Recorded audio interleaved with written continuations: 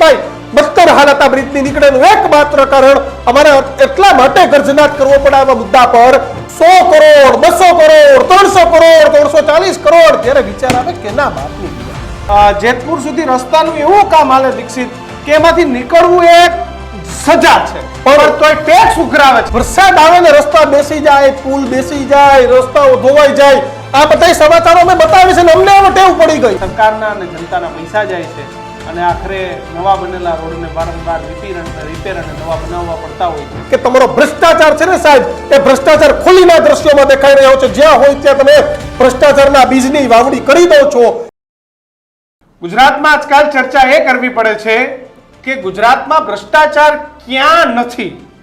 કારણ કે ગુજરાતમાં ભ્રષ્ટાચાર એ અંબાજીથી ઉમરગામ હોય કે દીક્ષિત દ્વારકાથી લઈને દાહોદ, જ્યાં જુઓ ત્યાં સરકારી કામકાજ, સરકારી રોડ રસ્તા, સરકારી ટેન્ડર એ ભ્રષ્ટાચારનો પર્યાય બની ગયા. ગુજરાતમાં કોઈ પણ યોજના હોય, કોઈ રોડ રસ્તા પુલ બને ને એટલે લાખોના આંકડા ન હોય, કરોડો, 100 કરોડ 200 કરોડ 300 કરોડ 340 કરોડ ત્યારે વિચાર આવે કે ના બાપની દિવાળી. આ શબ્દ એટલા વાપરવો પડે કે તમારા ને મારા ટેક્સના પૈસાથી ગુજરાતમાં વિકાસ થાય છે, નથી થતો, નથી, વિકાસના વિરોધી નથી.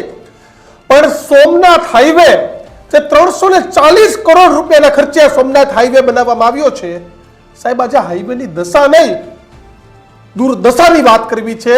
અમારે અફસોસપૂર્વક કહેવું પડે છે કે ભ્રષ્ટાચારી અધિકારીઓના પાપે અગાઉ એક મુખ્યમંત્રી વિજય રૂપાણી કહી ચૂક્યા છે કે અમારું સૌથી ભ્રષ્ટાચારી વિભાગ કોઈ હોય તો એ મહેસૂલ વિભાગ છે. આ શબ્દ મારા નથી, આ શબ્દ માનનીય પૂર્વ મુખ્યમંત્રી વિજયભાઈ રૂપાણીના છે.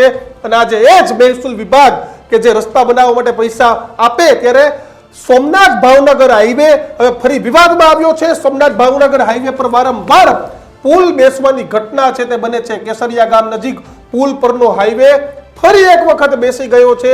અધિકારીઓ સામે પુલ બેસી જવાની સ્થાનિકોએ અનેક રજૂઆત કરી પણ કિશનના જાડી ચામડીના અધિકારીઓ આંખ આડા કાન કરી અને સ્થિતિનું નિર્માણ કરતા હોવાના આક્ષેપ છે. ભ્રષ્ટ અધિકારીઓ અને કોન્ટ્રાક્ટરો સામે સ્થાનિકોમાં આક્રોશ છે. જો કે ભ્રષ્ટાચાર સામે પૂર્વ ધારાસભ્ય પૂંજા વંશ એ અનેક વખત સવાલો ઉઠાવી ચૂક્યા છે. પૂર્વ ધારાસભ્યની મૌખિક અને લેખિત રજૂઆતોને અધિકારીઓ ઘોડીને પી ગયા. 340 કરોડના ખર્ચે આ હાઈવેનું નિર્માણ થયું છે. 2016 થી 21 દરમિયાન આ હાઈવેનું કામ ચાલુ થયું હતું, પરંતુ 2025 સુધી આ હાઈવેનું કામ પૂરું નથી થયું. કેસરિયા ગામ નજીક 7 મહિનામાં જ આ પરિસ્થિતિનું નિર્માણ થયું છે. હાઈવે પર ક્યાંક રોડ બેસી જવાની દીક્ષિત ઘટના બની છે. અને વિચાર એ આવે કે દર વખતે વરસાદ આવે ને રસ્તા બેસી જાય, પુલ બેસી જાય, રસ્તાઓ ધોવાઈ જાય, આ બધા સમાચારો મેં બતાવી છે ને અમને હવે ટેવ પડી ગઈ. વરસાદ આવે એટલે બોલીએ ને, પણ આ સ્થિતિ તમે જો સાહેબ, શિયાળો પૂરો થયો, ઉનાળાની શરૂઆત છે ને રસ્તાની હાલત તમે આખો બ્રિજ બેસી ગયો. અને 40 કરોડ રૂપિયાના ખર્ચે આ રસ્તો બન્યો છે, બ્રિજ બન્યો છે, પણ સાહેબ આજે આની હાલત તો જોઈ લો. કોન્ટ્રાક્ટરોને બેફામ કમાઈ લેવું છે ટેન્ડરોની અંદર. 10-20% નહીં પરંતુ 40% દીક્ષિત એક ટેન્ડરમાં કોન્ટ્રાક્ટરોને કમાવું છે. નેશનલ હાઈવે ઓથોરિટી નેહાઈના અધિકારીઓ સાથેની સીધી ગોઠવણ અને એના કારણે અને હા, રસ્તો તૈયાર ન થયો હોય દીક્ષિત એ પેલા ઉઘરાણા કરવા ટોલ ટેક્સ તમારે આખા ગુજરાતમાં તૈયાર થઈ જાય. અત્યારની પરિસ્થિતિ તમે જોવો તો રાજકોટ થી તમારે જેતપુર સુધી રસ્તાનું એવું કામ હાલે દીક્ષિત કે એમાંથી નીકળવું એક સજા છે, પણ તોય ટેક્સ ઉઘરાવે છે. ઉઘરાણા તમારા બંધ નથી થતા, અમારે વાંધો નથી, તમે ઉઘરાણા કરો કારણ કે તમે રસ્તો મફત નથી બનતો.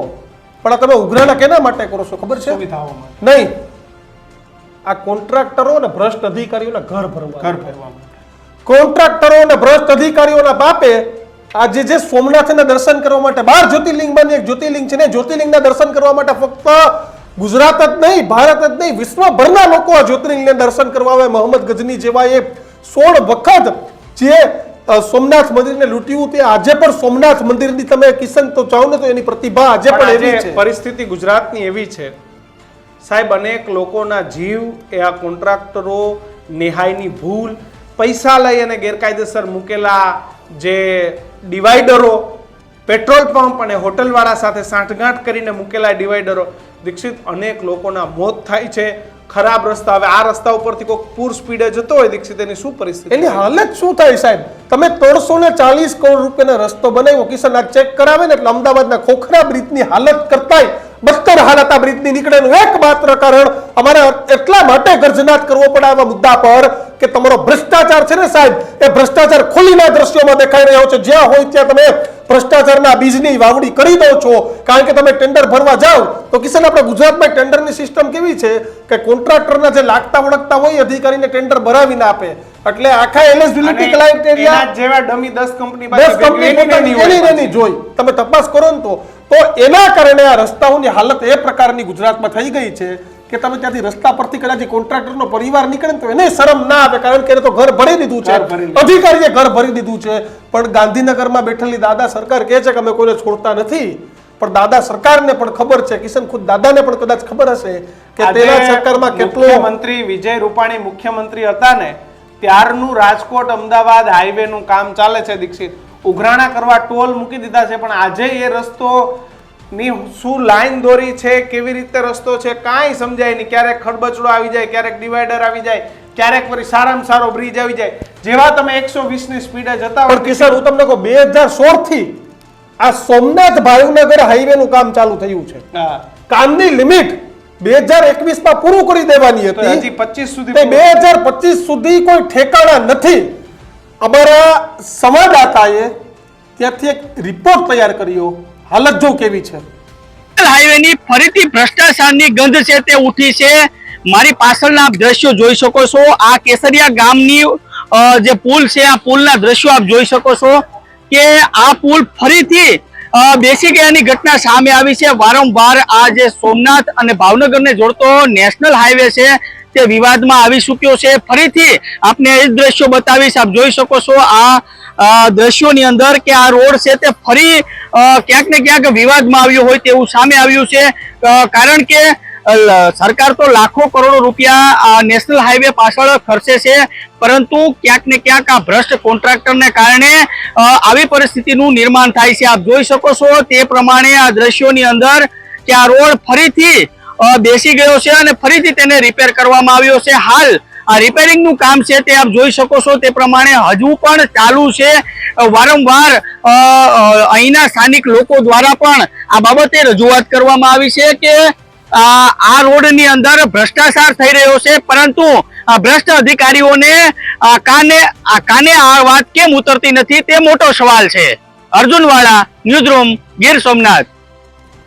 તો તમે વિચાર કરો કે તમે 12-15 લાખનું કે 12-25-50 લાખનું તમે નવું ઘર લ્યો અને 6 મહિનામાં પોપડા પડવા માંડે ને તો તમારો જીવ બળી જાય. પણ બોલી એટલા માટે નથી શકાતું, માફ કરજો, કારણ કે જે રોડ રસ્તાના કોન્ટ્રાક્ટ હોય છે મોટા ભાગના રાજનેતાઓના હોય છે. ત્યાર પછીની આ પુરાણનું કામ એ જિલ્લા પંચાયતમાં કામ કરતા, તાલુકા પંચાયતમાં કામ કરતા, ગામના સરપંચ, આવા લોકોને આપવામાં આવે છે. ક્યાંક ને ક્યાંક જે ત્યાંના જે કોઈ જુજારુ અથવા તો એક્ટિવિસ્ટો હોય છે એ પણ આમાંથી પોતાની ગોઠવણ કરી લેતા હોય છે અને આખરે લોકો આમાં મૃત્યુ પામે છે. સરકારના અને જનતાના પૈસા જાય છે અને આખરે નવા બનેલા રોડને વારંવાર રિપેર અને નવા બનાવવા પડતા હોય છે. પણ આપને હું ખાસ વિનંતી કરું છું કે તમારી આજુબાજુમાં ક્યાંય પણ ગોબાચારી થાય છે, ભ્રષ્ટાચાર થાય છે, એ નાનામાં નાની વાત હોય, એટલે કે સ્કૂલની અંદર બાળકોને આપવામાં આવતા ભોજનથી લઈ અને કરોડો રૂપિયા સુધીના રસ્તામાં ક્યાંય પણ ભ્રષ્ટાચારની ગંધ આવે છે તો અમારા નીચેની પટ્ટીમાં અમારો વોટ્સએપ નંબર છે, એમાં ખાસ અમારો સંપર્ક અને વિડીયો બનાવીને મોકલી આપો. તમે તમારા વિસ્તારના ન્યૂઝરૂમના પત્રકાર છો. આ ભ્રષ્ટાચારીઓને આપણે સાથે મળીને ખુલ્લા પાડીશું, સાથે મળીને ગર્જનાટ કરીશું, તો જ આ નફાવટો છે તે સુધરશે. અમારી વાત સાથે તમે કેટલા સહમત છો ને તે કોમેન્ટ બોક્સમાં લખજો. અને બધું આવા જ વિડીયો જોવા અને ગર્જનાટ જોવા માટે જોતા રહો ન્યૂઝરૂમ, ગુજરાતનો ગર્જનાટ. નમસ્કાર.